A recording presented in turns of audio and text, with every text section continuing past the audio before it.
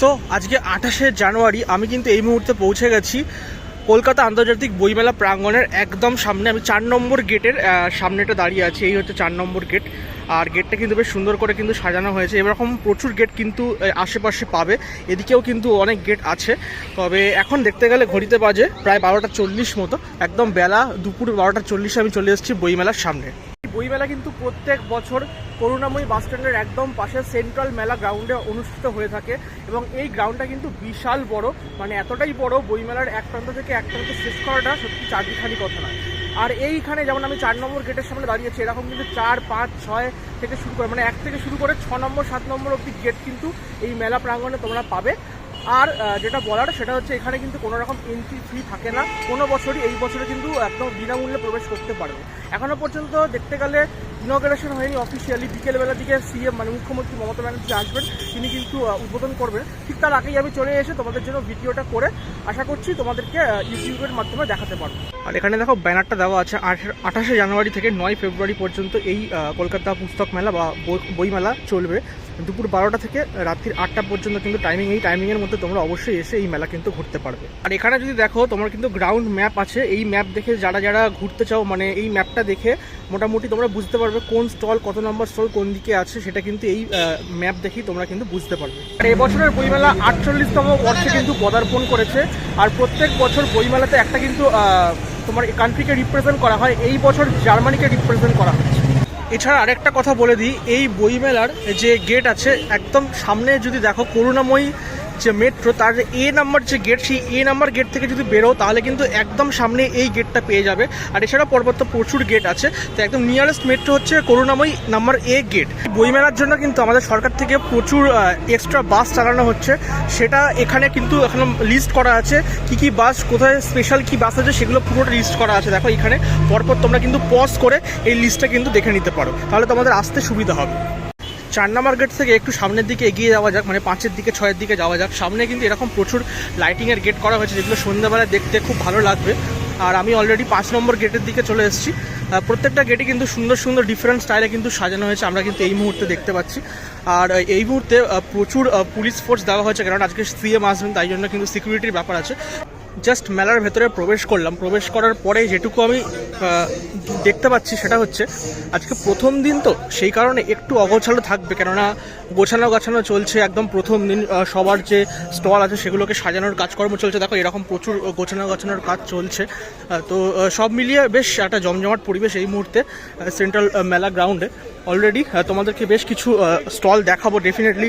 কোন গেট থেকে ঢুকলে আন্তর্জাতিক স্টলটা তোমরা আগে পাবে সেগুলোও তোমাদেরকে বলবো এই ভিডিওতে, শুধু ভিডিওটা দেখতে থাকো। আর এটা কিন্তু জাগো বাংলার একটা স্টল, সেটা দেখতে পাচ্ছি বেশ সুন্দর করে কিন্তু এই জাগো বাংলা স্টলটাকে সাজানো হয়েছে। তোমরা যারা দুর্গাপুজো প্রেমী আছো তারা কিন্তু 7 নম্বর গেট থেকে যদি ঢোকো তাহলে কিন্তু মাস আর্টের একটা এখানে তোমরা স্টোর পাবে, যেটা গত বছর থেকে করা হচ্ছে। মাস আর্টের একটা স্টোর, দুর্গাপুজো যারা প্রেমী আছো তাদের জন্য খুব একটা ভালো সুখবর বলা যেতে পারে। তো অবশ্যই চলো, যদি এখান থেকে এগিয়ে যাই তাহলে এদিকেও কিন্তু পাঞ্জাব ন্যাশনাল ব্যাংক, এছাড়াও অনেক বিভিন্ন ধরনের স্টোর এখানে রাখা আছে। এছাড়াও যদি আমরা এই দিকটা দেখি তাহলে কিন্তু প্রচুর বিভিন্ন ধরনের ছোট বড় মিশিয়ে স্টোর রাখা আছে, এবং এছাড়া প্রচুর এই মুহূর্তে পুলিশ পোস্টিং আছে, এটা বলছিলাম সিকিউরিটি পারপাসের জন্য। চারিদিকে দেখো এই মুহূর্তে কিন্তু একদম শেষ মুহূর্তের প্রস্তুতির কাজকর্ম চলছে।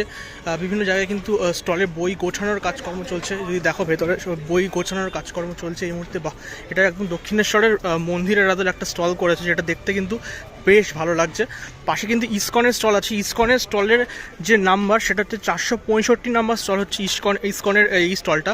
আর এই হচ্ছে মাতৃশক্তি, সেটা হচ্ছে 454 নম্বর স্টল। এটা কিন্তু একদম দক্ষিণেশ্বরের মন্দিরের আদলে করা হয়েছে, বেশ ভালো লাগছে দেখতে। আর এছাড়াও এখানে প্রচুর আরও বড় বড় পাবলিশাররা আছে।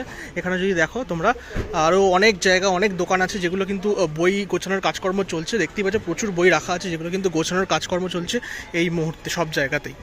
সত্যি কথা বলতে ছোট থেকে যে বইয়ের প্রতি প্রচুর টান ছিল সেরকম কিন্তু নয়, তবে বইমেলাতে এসে ঘুরতে কিন্তু বেশ ভালোই লাগে।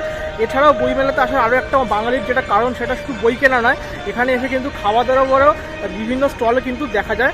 আর সেগুলো তোমাদেরকে এই ভিডিওতেই দেখাবো। আর যারা খেলাধুলা পছন্দ করে, বিশেষ করে ফুটবল, আমার মতো যারা ফুটবল লাভার আছে তাদের জন্য কিন্তু আইএফএ থেকে এখানে একটা স্টল দেওয়া হচ্ছে, যার স্টলের নাম্বার হচ্ছে 276, মানে 276 নম্বর স্টল এই আইএফএর।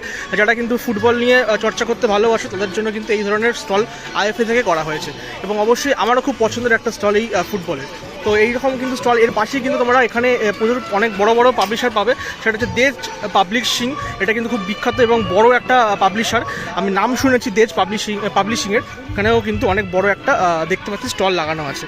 আর সামনের দিকটা যদি আমরা দেখি তাহলে এখানে দেখতে পাবো কলকাতা বুক ফেয়ার বলে একটা সুন্দর জায়গা করা হয়েছে, এবং যেটা গিল্ড হাউস বলে, guild house publisher and book seller guide, এখানে কিন্তু তাদের একটা বড় শপ লাগানো হয়েছে। তো এরকম প্রচুর বিখ্যাত পাবলিশার, প্রচুর বিখ্যাত জায়গা, স্টল কিন্তু তোমরা এই বইমেলায়, আন্তর্জাতিক বইমেলায় কিন্তু পেয়ে যাবে।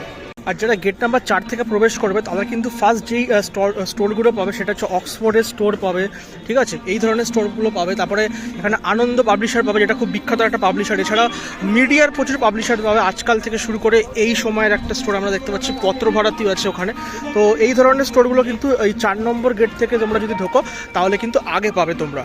আর এছাড়া 3 নম্বর গেট থেকে যারা ঢুকবে তারা কিন্তু আগে এই ধরনের স্টোরগুলো দেখতে পাবে, যেটা ধরো ওয়েস্টল্যান্ড বুক, তারপরে ধরো স্টার মার্ক, ঠিক আছে, এই ধরনের স্টোরগুলো কিন্তু আগে পাবে। স্টার মার্কটা আগে আছে, এই ওয়েস্টল্যান্ডের পাশেই স্টার মার্কটা আছে।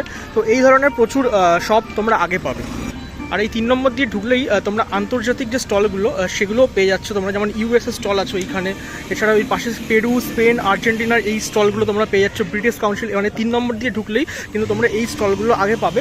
এছাড়া জার্মানির কিন্তু এখানে একটা স্টল আমরা দেখতে পাচ্ছি, যেটা কিন্তু এখনও পর্যন্ত রেডি হয়নি, রেডিটা করা হচ্ছে, বাট দেখতে কিন্তু ব্যাপক লাগছে, মানে এটা সাজিয়েছে কিন্তু বেশ সুন্দরভাবে।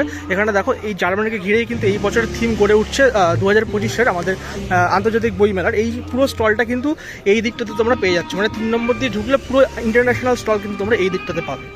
বেশ মজার বিষয়, বইমেলায় এসে আমরা এখানে, মানে আন্তর্জাতিক স্টলের এখানে, বিশেষ করে ইউএসের যে স্টল তার পিছনেই কিন্তু এখানে একটা সুন্দর রকেট করা হচ্ছে, যেটা নাসা মানে রকেটটা ছাড়ছে এরকম একটা জিনিস দেখানো হচ্ছে, যেটা জাস্ট কাজকর্ম চলছে, ফিনিশিং টাচ আপ চলছে, বেশ ভালো করেছে কিন্তু রকেটটা।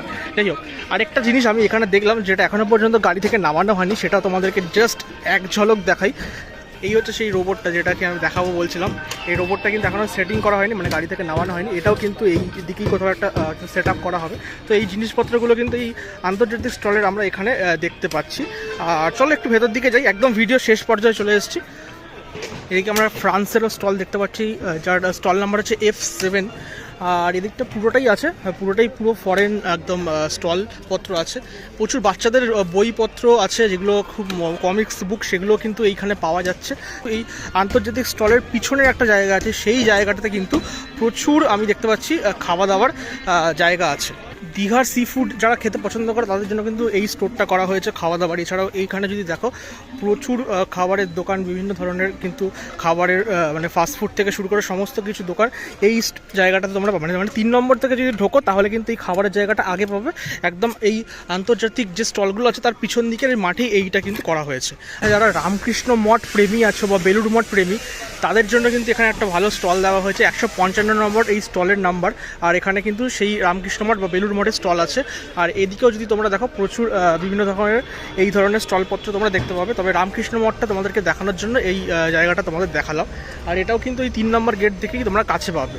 আচ্ছা, 5 নম্বর গেট থেকে যদি তোমরা প্রথমে ঢোকো তাহলে কিন্তু তোমরা এদিকে যেগুলো আগে পাবে যে স্টলগুলো, সেটা হচ্ছে অ্যাডামাস ইউনিভার্সিটির একটা স্টল এখানে পাচ্ছ। এছাড়া এর পরপর যদি তোমরা দেখো প্রচুর কিন্তু মঠের আমরা এখানে স্টল পাবো, যেমন এখানে শ্রী সারদা মঠের একটা স্টল আমি দেখতে পাচ্ছি, যার স্টল নাম্বার কিন্তু 251, মানে 251 নম্বর স্টল এই সারদা মঠ। অনেকে কিন্তু এই ধরনের বই খোঁজো, স্বামী বিবেকানন্দ থেকে শুরু করে সারদা মায়ের সমস্ত কিছু বই, ভগিনী নিবেদিতা, সবার কিন্তু এখানে জীবনী টাইপের বই কিন্তু এখানে পাওয়া যাচ্ছে। এছাড়া বিশ্ব হিন্দু বার্তা থেকে শুরু করে এখানে কিন্তু রবীন্দ্রভারতী বিশ্ববিদ্যালয়েরও এখানে আমরা স্টল দেখতে পাচ্ছি, যার স্টল নাম্বার 247, মানে 247 নম্বর স্টল কিন্তু আমরা রবীন্দ্রভারতী বিশ্ববিদ্যালয় পাচ্ছি। এরপরে যেটা দেখতে পাবো গীতা প্রেস, গীতার বিভিন্ন ধরনের এবং আমাদের যে বিভিন্ন ধরনের পুরাণের যে ব্যাপার সেই সমস্ত কিন্তু এখানে তোমরা এই বইপত্র কিন্তু পাবে। যা স্টল নাম্বার এখানে যেটা আছে মানে একদম রবীন্দ্রভারতীর পাশে, মানে 246 নাম্বার কিন্তু স্টল। এছাড়া কিন্তু গিরিজা লাইব্রেরি, এই ধরনের প্রচুর কিন্তু কলকাতা বিশ্ববিদ্যালয়, কলকাতা ইউনিভার্সিটিরও কিন্তু এখানে স্টল আমরা দেখতে পাচ্ছি, যার কিন্তু নাম্বার 245। তাহলে বইমেলার আজকের এই ভিডিওটা কেমন লাগলো ডেফিনেটলি কমেন্ট বক্সে জানিও। একদম প্রথম দিন, একদম উদ্বোধনের আগেই চলে এসেছি এবং তোমাদেরকে ভিডিওটা দেখানোর জন্য, ইনফরমেশনটা দেওয়ার জন্য, কোন স্টল থেকে ঢুকলে কোন বই মানে বিখ্যাত যে পাবলিশাররা আছে তাদের স্টলগুলো আগে পাবে সেগুলো তোমাদের দেখালাম। আশা করি তোমাদের এই ভিডিওটা দেখে একটুখানি সুবিধা হবে এখানে ঘুরতে। যাই হোক, যারা প্রথম দেখছো অবশ্যই চ্যানেলটা সাবস্ক্রাইব করে দিও। দেখা হচ্ছে খুব তাড়াতাড়ি পরবর্তী ভিডিওতে। আজকের মতো বিদায় নিলাম।